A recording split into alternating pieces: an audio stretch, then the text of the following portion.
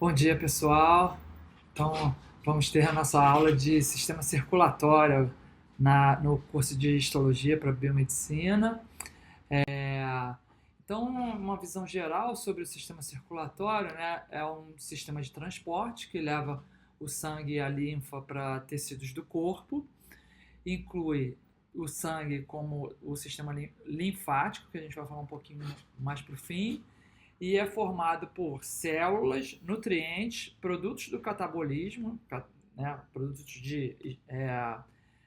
do metabolismo, que são excretados pelas células, hormônios, anticorpos, como a gente falou na aula de sistema sanguíneo, e moléculas sinalizadoras que podem atrair a migração de leucócitos e assim por diante. Né?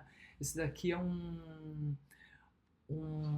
uma obra de arte que foi feita a partir da infusão de uma resina sobre o sistema circulatório de cadáver, né?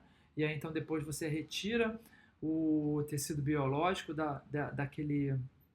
daquela preparação e aí você fica só com a resina mostrando toda a complexidade dos vasos sanguíneos aqui dos nossos membros inferiores, do tórax e assim por diante.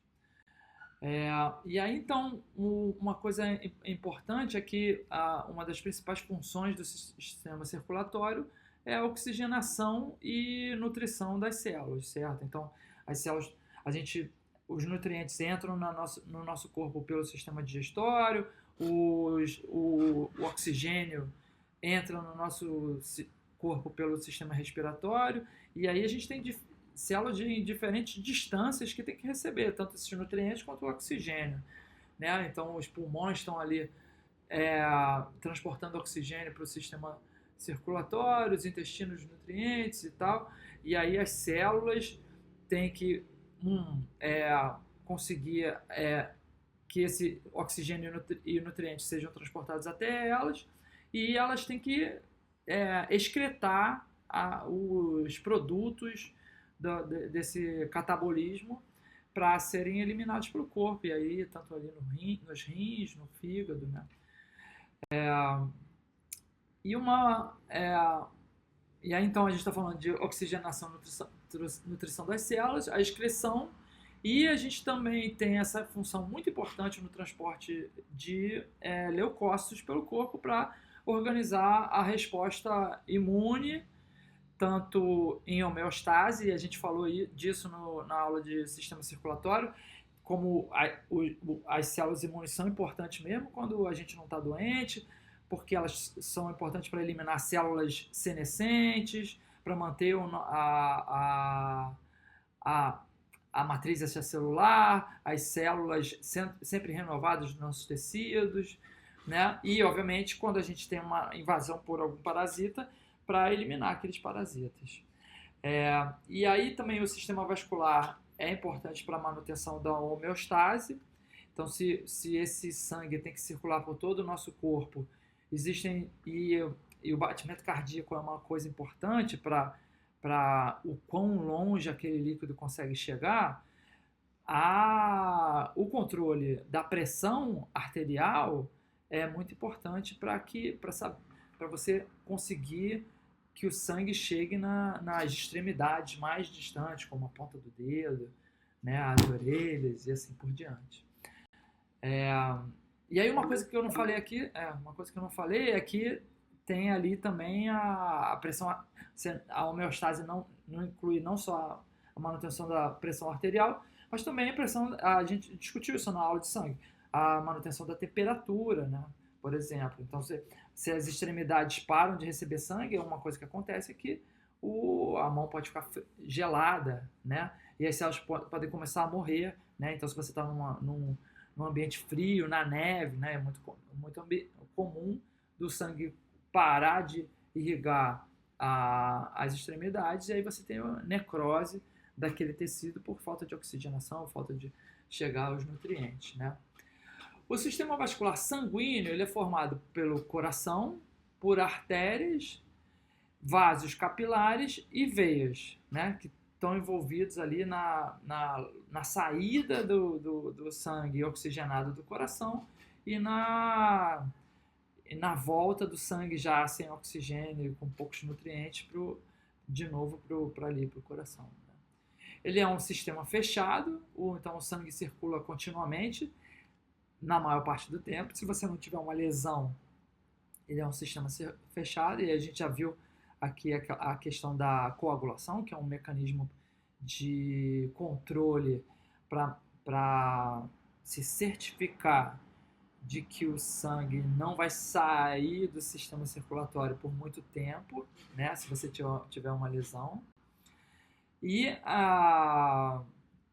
aí, então, quais são os tecidos que compõem as paredes, né, do vaso? A gente tem o primeiro tipo celular, que são as células endoteliais, que são um tecido epitelial, e aí por serem um epitélio, lembra do conceito de epitélio, né? O que é um epitélio? São células que dão a mão umas às outras lateralmente, certo? Então elas fazem adesão célula a célula e estão sentadas em cima de uma lâmina basal, né? E aí, então, essas células, que tem sempre um lado apical e um lado basal, elas estão, geralmente, os epitélios estão separando dois ambientes, certo? No caso do endotélio, eles estão separando a luz do vaso sanguíneo do tecido que está dentro do órgão, certo? E aí, então, o endotélio, a lâmina basal fica para dentro do endotélio, certo? A lâmina basal do endotélio. E além das células do endotélio, da lâmina basal, a gente tem dentro disso que a gente chama de túnica íntima uma camada de matriz extracelular formada por essas lâminas elásticas internas, né? E aí, depois da túnica íntima, a gente tem o tecido muscular, né? Que é na parte média do vaso, e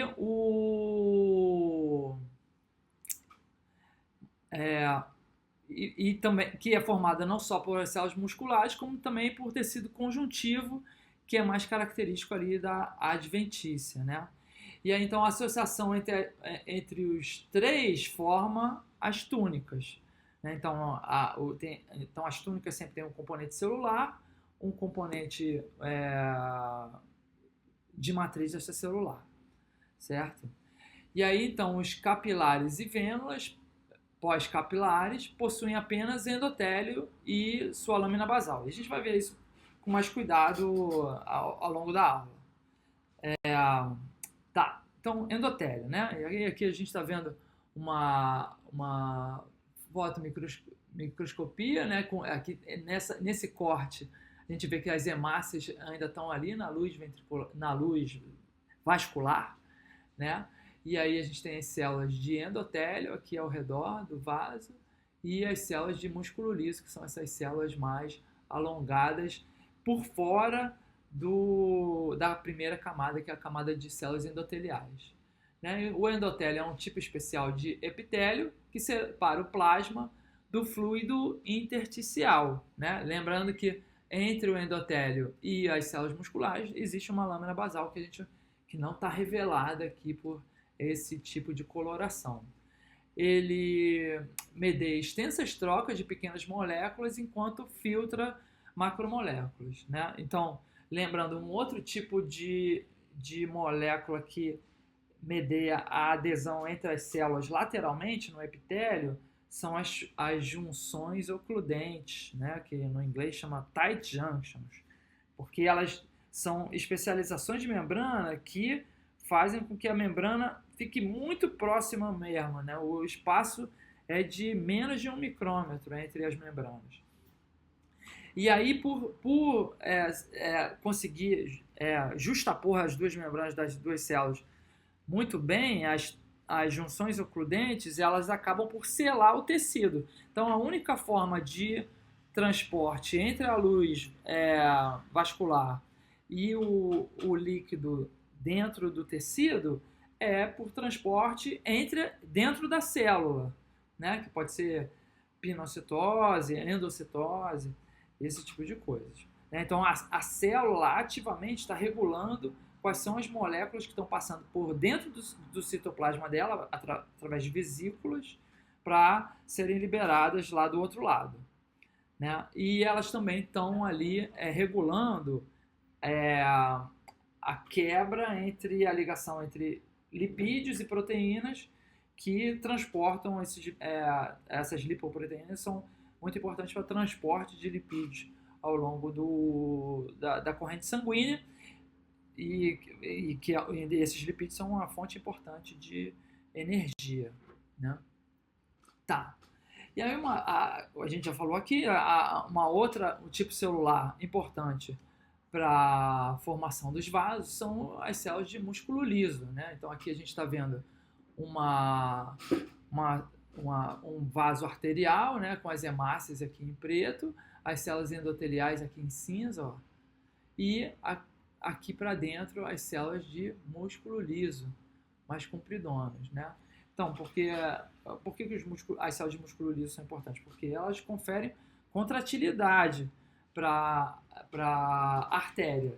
E aí elas estão ausentes nos capilares e nas vênulas, né? Porque, então, uma coisa que você já deve ter ouvido é que quando a gente fala de pressão, a gente fala de pressão arterial, né? A gente não fala de pressão venosa. Porque quem está regulando, contraindo e dilatando a nossa pressão sanguínea são as artérias do nosso corpo e o batimento cardíaco, obviamente, né? As células de músculo liso são células da túnica média e podem estar conectadas por junções do tipo gap, né? Principalmente em arteríolas, né? E aí vamos lembrar um pouquinho da aula de tecido muscular, que a gente tem dois tipos de sinapses, né? Que são as sinapses químicas, onde você tem de fato um neurônio liberando neurotransmissor para outras células, para estimular o receptor em uma outra célula que vai ser excitada. Mas a gente também tem as sinapses elétricas, em que você tem canais se formando que ligam o material citoplasmático de duas células. Esse tipo de junção também acontece entre músculos, não só entre neurônio e músculo, e entre neurônios, mas também entre músculos, né? Então, acontece dos músculos lisos. Então, para otimizar a contratilidade daquela unidade, você tem, por exemplo, um músculo liso. Se ele é excitado, aqueles íons do seu citoplasma vão passar para os íons, ou vão passar para o citoplasma dos músculos vizinhos através de junções comunicantes, que são essas junções do tipo gap, tá? E aí, então, ao redor do músculo liso, né, às vezes mergulhado no músculo liso e por fora do músculo liso, a gente também tem o tecido conjuntivo, né?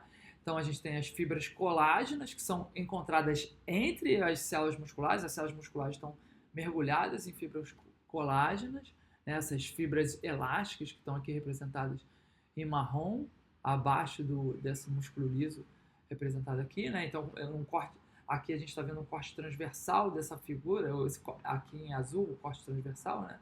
Então, a gente está vendo o lúmen com as hemácias, as células endoteliais com a sua lâmina basal aqui em marrom, essas fibras elásticas que fazem uma rede, que é uma malha, né? Então, se você puxa essa malha de um lado, ela contrai o tecido todo, né? Para otimizar a contratilidade do vaso como um todo. E as células musculares, que são as células contráteis, excitáveis dessa história, né? E além disso, a gente tem ainda fibras de matriz extracelular por fora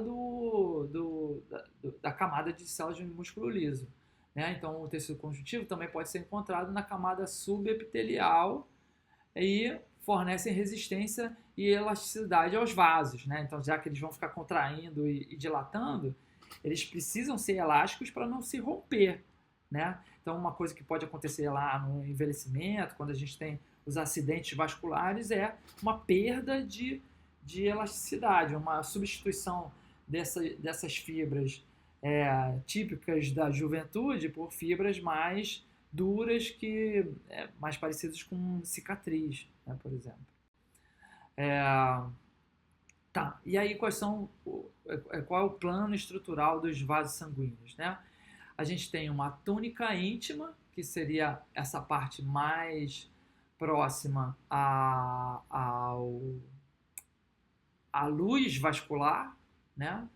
Que é formada pelo endotélio, por lâminas elásticas internas, né? E aí tecido conjuntivo frouxo, né? Que é essa camada subendotelial, que está logo abaixo do endotélio, né? E pode também conter células musculares, né?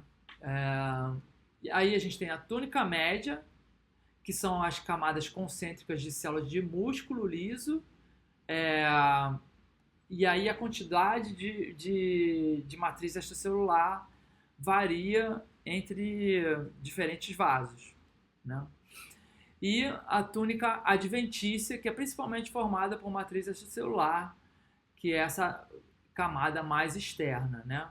E aí a gente vai ver mais para frente, então esses vasos maiores, eles podem ter pequenos vasos na sua túnica adventícia, para fazer troca de moléculas e gases com as células que compõem as diferentes túnicas desse vaso maior, né? E aí aqui nessa figura a gente está comparando uma artéria muscular com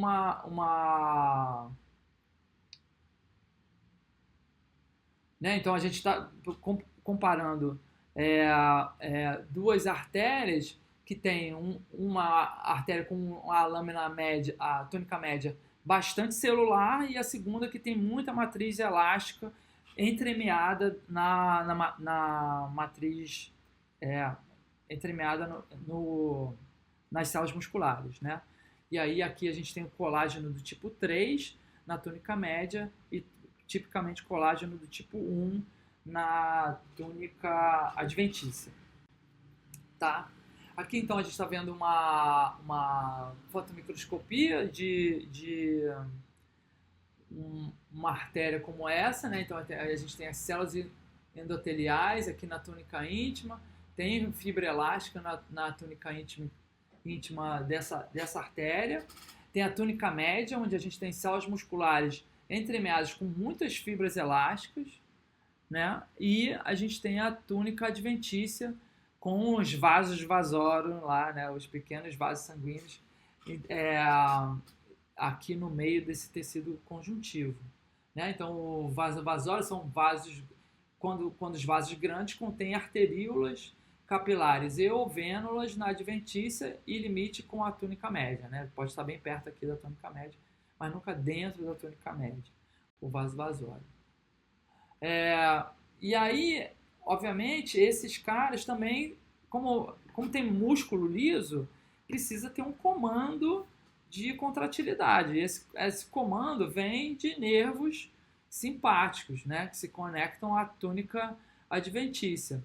E aí, então, uma coisa interessante, porque a musculatura lisa está na túnica média, e os neurônios eles só projetam até a túnica adventícia. E aí, então, esse é um caso de uma sinapse em que a liberação do neurotransmissor está muito distante do seu alvo, né? Que geralmente no sistema nervoso central, a gente tem ali pouquíssimo espaço entre a liberação do neurotransmissor e a presença dos receptores. Mas aqui não, os neurônios eles estão aqui, longeão, na túnica adventícia, e estão liberando neurotransmissores que vão difundir e fazer um gradiente em direção à túnica média, né? E aí, obviamente, a propagação desse sinal, claro que a gente tem que pensar que essa musculatura lisa que está mais distante, ela está mais próxima dos neurotransmissores do que a musculatura lisa que está mais próxima do vaso. Mas a presença de junções do tipo gap, que fazem com que os íons sejam compartilhados entre as células musculares, também ajuda a propagar o sinal, além da difusão dos neurotransmissores por essa camada, né? E aí, então, a gente pode separar os vasos arteriais em diferentes calibres, né?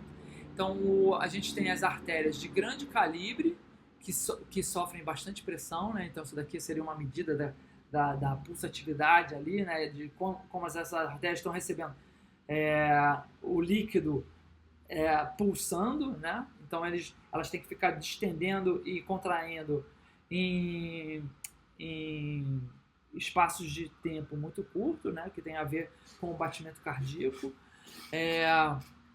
E a sua permeabilidade é baixa, né? Então ali não tem muita difusão dos nutrientes e gases que estão dentro do plasma para o tecido. Já nas artérias de médio calibre, essa pressão vai caindo, né? Já começa a ter um decaimento, e as arteríolas têm uma diminuição grande dessa pressão, que é toda absorvida pelos vasos maiores. Nas arteríolas, a gente começa a ter um aumento da permeabilidade e uma diminuição também da espessura daquelas camadas todas que estão ali ao redor do endotélio, né? A arteríola é o último calibre de vaso a ter músculo liso ao seu redor, né? Então no capilar você já não tem músculo liso fazendo contração, né? E o capilar passa a ser muito permeável, né? Já na vênula a gente tem uma diminuição da permeabilidade, então o principal ponto de troca de nutrientes e gases em relação aos vasos é o capilar, e na vênula a gente já tem uma queda dessa permeabilidade. E aí as veias como todo tem pouca absorvem pouca pressão, né, que está toda absorta ali no sistema arterial, certo? E aí faltou alguma coisa? O material elástico está muito presente nas artérias maiores e cai em relação à arteríola. No capilar já não tem mais quase material elástico, então o capilar é meio estável no tempo, né? E já as vênulas elas são expandíveis, mas não por contração muscular, porque não tem músculo liso, tá? Então, as grandes artérias elásticas elas contribuem para estabilizar o fluxo sanguíneo e incluem a aorta e seus grandes ramos. E aí o número de lâminas da túnica média pode aumentar com a idade. Isso é uma coisa interessante. Então, na histologia, uma pessoa treinada, quando olha para a artéria de uma pessoa, já sabe ali se é uma pessoa jovem ou se é uma pessoa mais velha, através da quantidade, da espessura da túnica média. Então, essas camadas podem se acumular com o tempo. E durante a contração ventricular do coração, as lâminas elásticas são distendidas, né? Então, o coração aperta, aumenta a pressão sobre os vasos arteriais e aí o vaso expande, certo? Tá. E aí, além desses tecidos todos envolvidos na seletividade, na expansão dos órgãos, do vaso, expansão e contração do vaso, existem ainda neurônios envolvidos com a funcionalidade do sistema cardiovascular.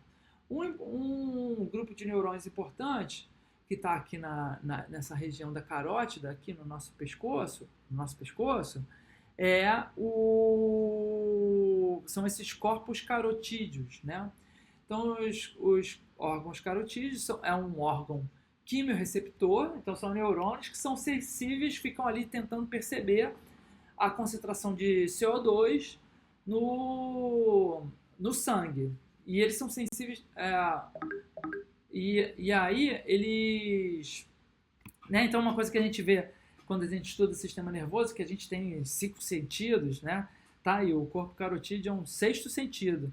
Ele percebe a concentração de CO2 dentro do seu sangue, né? Então, se você por acaso, entrei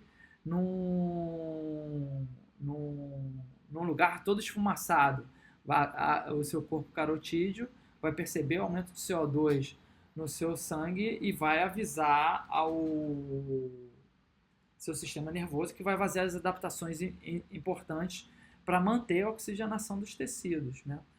Eles são irrigados por capilares fenestrados, né, os corpos carotídeos. Isso é aqui então a gente tem a representação de um capilar com o endotélio, essas duas células de endotélio, e tem uma célula aqui que é um pericito. E aí, dentro dessa história de que os capilares não têm célula muscular, o fato é que os pericitos também são contráteis, tá?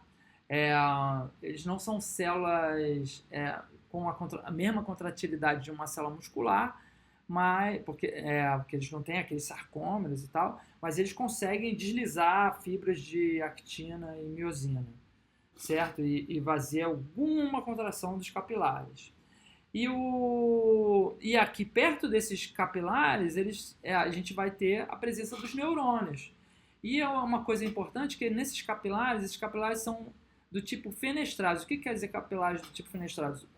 Ou que eles têm canalículos de passagem de material citoplasmático entre a luz vascular e o líquido intersticial, e aí então os neurônios estão percebendo diretamente a presença de substâncias no plasma daquele capilar, ou em alguns tipos de capilares fenestrados você tem a ausência de junções do tipo ocludente, né? Então você pode ter passagem de substâncias entre células, ali perto da adesão entre as células, porque o espaço entre membrana aumenta e aí você possibilita a passagem de moléculas. E aí os neurônios possuem diferentes neurotransmissores, como dopamina, serotonina, epinefrina, e projetam suas sinapses diretamente para o sistema nervoso central. Então, quando eles são ativos, eles ativam o sistema nervoso central e são sensíveis à baixa concentração de O2, à alta de CO2 e à acidez do sangue, tá? E aí, então, existe essa estrutura que é chamada seio carotídeo, né, que contém baroreceptores que detectam variação na pressão sanguínea e transmitem para o sistema nervoso central.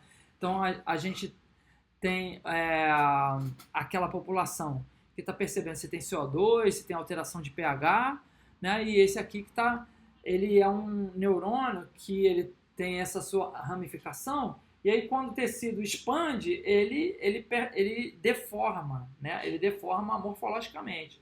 Quando ele deforma, ele tem certas proteínas que vão mudar de conformação e vão sinalizar para o neurônio ser excitado. Então, eles são neurônios de percepção de pressão sobre o vaso, certo?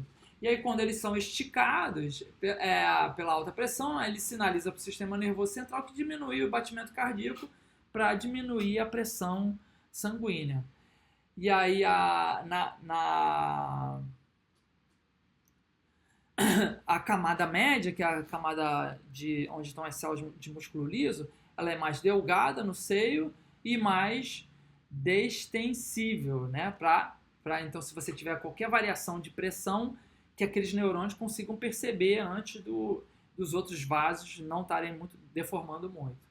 E a camada íntima e a adventícia são ricas em terminações nervosas, né? Então, diferente daquele artéria que eu mostrei, na camada íntima tem terminações nervosas lá no seio carotídeo.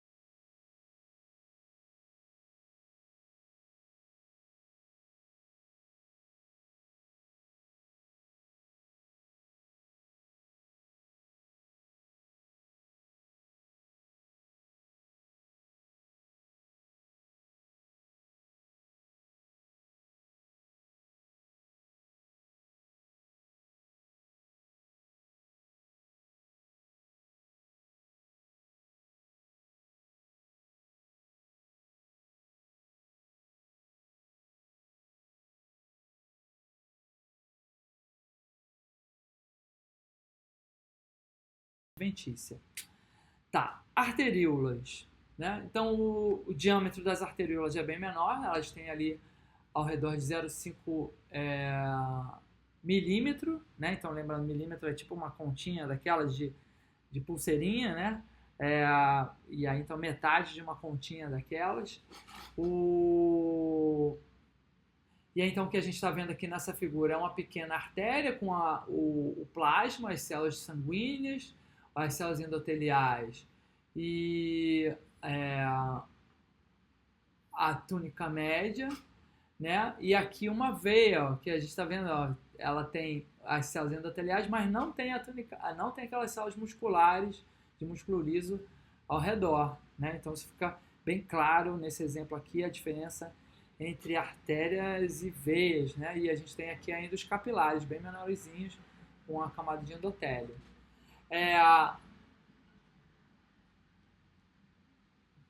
E aí, então, na arteríola, a camada endotelial é delgada, então, desculpa por essa camada suendotelial. A camada endotelial é delgada, né? Uma camadinha de células bem lisinhas, não faz aquela rugosidade da camada endotelial das artérias maiores. E nas menores, a lâmina elástica interna está ausente, né? A camada média com uma ou duas camadas de células musculares, né? Então a gente está vendo aqui que são pouquíssimas camadas de células musculares. Então aqui a gente está vendo uma arteríola com células endoteliais e talvez duas camadas musculares, né? Células aqui de músculo liso, e aqui uma vênula, né? Só com células endoteliais. E aí as paredes de arteríolas são mais espessas que as de vênulas, né? Então a gente está vendo aqui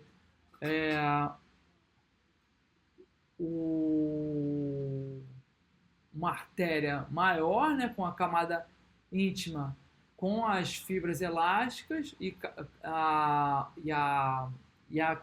túnica média com diversas camadas de músculo liso. Enquanto na arteríola a gente tem uma íntima simples, né, com uma camada bem delgada de endotélios e a média com poucas camadas de músculo liso. Tá?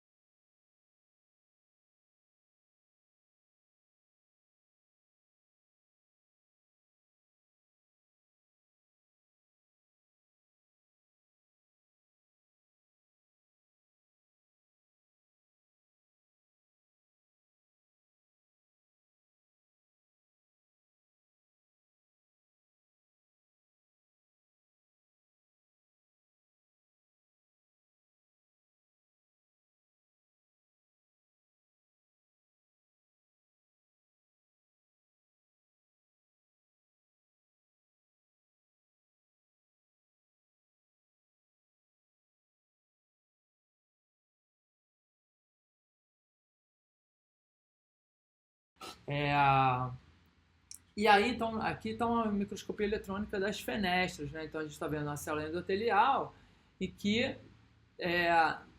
no encontro dela com a segunda célula tem espaço, ó, tem um espaço entre esse citoplasma desse endotélio com esse citoplasma desse endotélio, então que são as chamadas fenestras, onde o material plasmático pode livremente passar para se misturar com esse líquido do tecido do órgão, né? Que é o líquido intersticial, né? Então os capilares podem ser contínuo ou somático, né? Que aí é aquele que não tem fenestra, fenestrado, e ainda tem esse outro tipo que é o chamado fenestrado e destituído de diafragma. Por quê? Porque no fenestrado simples, no fenestrado na verdade complexo, né? Você tem ainda uma membraninha que pode ou não fechar a fenestra, né? Então é uma membraninha que fica tapando esse buraquinho ou não, né? E aí no fenestrado destituído de diafragma você só tem o buraquinho que fica transportando direto, tá? E aí, em alguns tecidos, né, porque existe a interface, né? O sangue está vindo pela artéria e tem alguma hora que ele tem que chegar no sistema venoso. E aí, então, alguns tecidos existem essas estruturas especializadas em que as arteríolas esvaziam diretamente nas vênulas, né? E aí, então, pode ter de três tipos. Pode ter as arteríolas diretamente vazando como se fosse um rio encontrando com o outro, nas vênulas, né, no capilar e depois nas vênulas. Tem esse tipo de arteríola que tem um esfíncter, na verdade, então ele pode regular o momento de passagem do sangue arterial para dentro do capilar e sistema venoso, né? Então existe fechamento desse esfíncter. E tem essas estruturas mais complexas que são os capilares glomerulares, né? Que fazem curvas para regular a velocidade do fluxo de sangue entre a artéria e os capilares e sistema venoso. Eles são esse tipo de estrutura são abundantes no músculo esquelético e na pele das mãos e dos pés.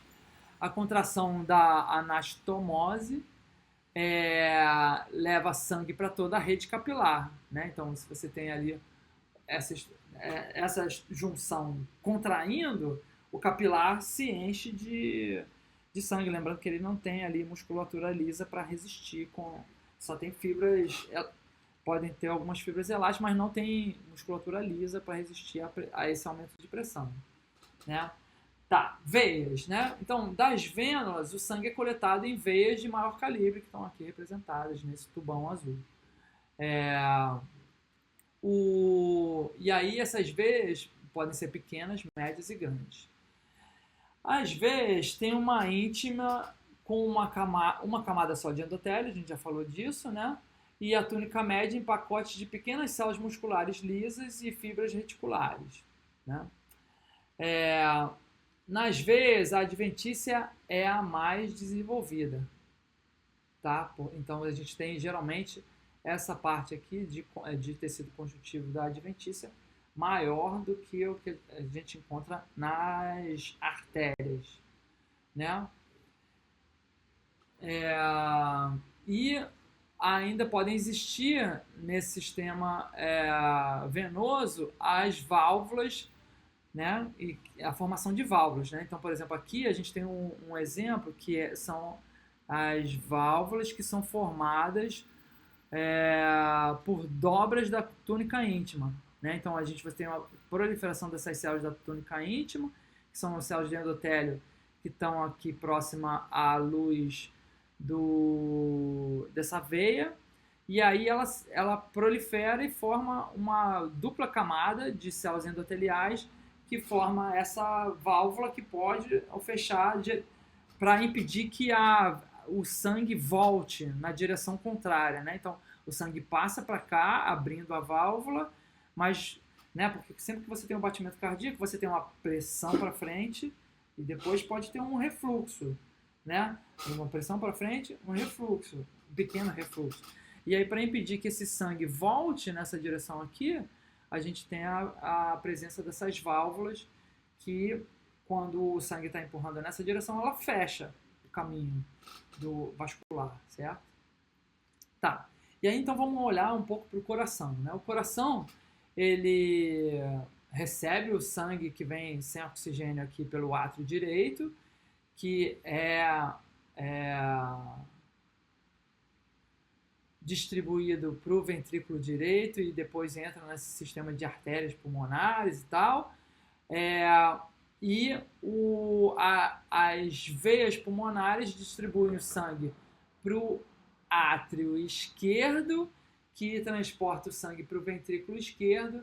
Então, essas veias pulmonares que vêm oxigenadas, né? E aí, então, a partir do ventrículo esquerdo é que o sangue oxigenado vai ser distribuído lá pelo arco da aorta para cima. Então, só para desdobrar o coração e a gente ter uma noção de como é o esquema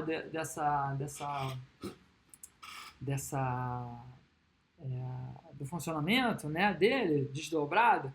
Então, a gente tem a circulação sistêmica e o sangue que já vem com baixa oxigenação chega, então, pelo átrio direito. Do átrio direito ele vai para o ventrículo direito e é distribuído pelas artérias pulmonares, onde ele troca gases ali com as arteríolas alveolares, né? E aí, depois do pulmão, ele vai através das veias pulmonares para o átrio esquerdo e do ventrículo esquerdo vai de novo através da aorta distribuir o sangue oxigenado para o corpo, né? Tá. E aí, então, como é que é a história, como é que é a estrutura tecidual do coração, né? Então, a gente tem o coração, então a gente aqui está representando um corte do coração, né? Aqui seria a luz cardíaca, e aí então a gente tem o endocárdio, que é formado por células endoteliais, né? Então, o endocárdio é o homólogo da íntima, né? Que é um endotélio sobre uma camada de subendotélio de tecido frouxo e algumas células de músculo liso, que estão aqui, né? E aí, entre o miocárdio e o endocárdio, a gente ainda tem uma camada que chama camada subendocardial, que são veias e nervos, né? Que são e essas células que são células de musculatura lisa modificadas, que são as chamadas células de Purkinje, que são células excitáveis. O miocárdio ele é formado por músculo liso e tem fibras que se inserem no esqueleto cardíaco fibroso. E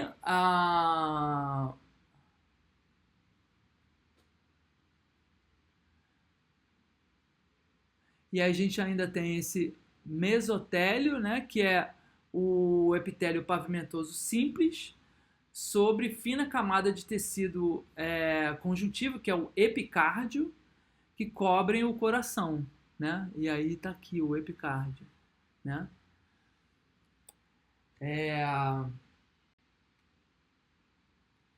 Tá. Isso aqui está repetido. Tá, beleza. E aí, então, aqui está uma histologia, né, do coração, né? Então, a gente tem essa parede atrial do átrio e e aqui a gente está vendo um maior aumento. Deixa eu achar meu mouse. Um maior aumento desse quadradinho aqui que está na beira da luz cardíaca, né? Então a gente tem aqui células endoteliais, né?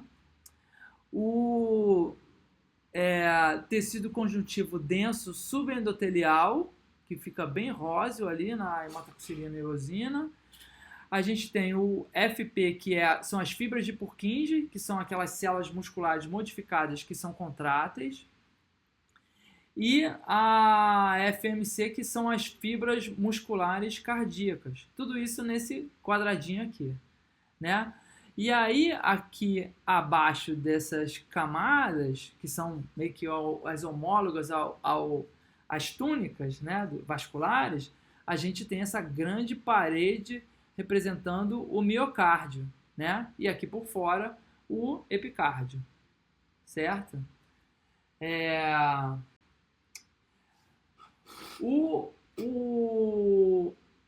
Aqui a gente está olhando um maior aumento desse quadradinho aqui da válvula, né? Então a válvula ela é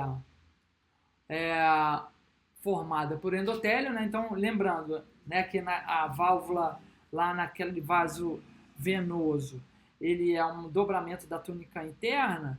Na válvula da válvula mitral, você tem um endotélio pelos dois lados. Então, tanto desse lado de cá como do lado de cá, você tem formação de endotélio, né? E aí você tem essa organização em camadas, que são o lado atrial, onde tem endotélio e fibras elásticas, e você tem esse tecido conjuntivo esponjoso e o tecido conjuntivo fibroso, que é o tecido que vai, de fato, ali ter a interação com essas cordas tendinídeas e que vai ser importante para o funcionamento do dobramento da válvula, né? Mas, ao mesmo tempo, ele tem ali fibras elásticas do lado atrial e fibras frouxas nas esponjosas e tecido conjuntivo denso na fibrosa, né? Então são 3 tipos de tecido conjuntivo diferentes. As elásticas, mais parecidas com aquela coisa arterial, com o tecido arterial, né? A túnica média arterial. As fibras frouxas na esponjosa, né? Porque ela tem que dobrar, né? Porque é o meio da válvula. E o tecido denso da fibrosa, porque ele que vai aguentar o estresse ali com o tendão, né? E aí, então, além disso, né, a gente tem as células excitáveis, os neurônios e as fibras de Purkinje, que estão transmitindo a informação elétrica ao longo dos eixos do coração, né? Então, o coração é formado por 2 nodos, que é esse sino atrial e o atrioventricular, né? São sinapses elétricas, né? Para transmitir a informação ao longo das fibras de Purkinje, e o feixe atrioventricular se estende pelo subendocárdio e depois se aprofunda no miocárdio, né? Então ele passa ali por baixo do endocárdio e depois se aprofunda na parte mais muscular do coração. Tá, então aqui a gente está vendo um corte, né, dessa coloração de Mallory e Azan. A gente está vendo as células do endocárdio lá em cima, as fibras de Purkinje aqui, representadas pelas setas. O N esse Nzinho são os nervos, né? Então aqui a gente tem alguns núcleos, ó, das células nervosas. E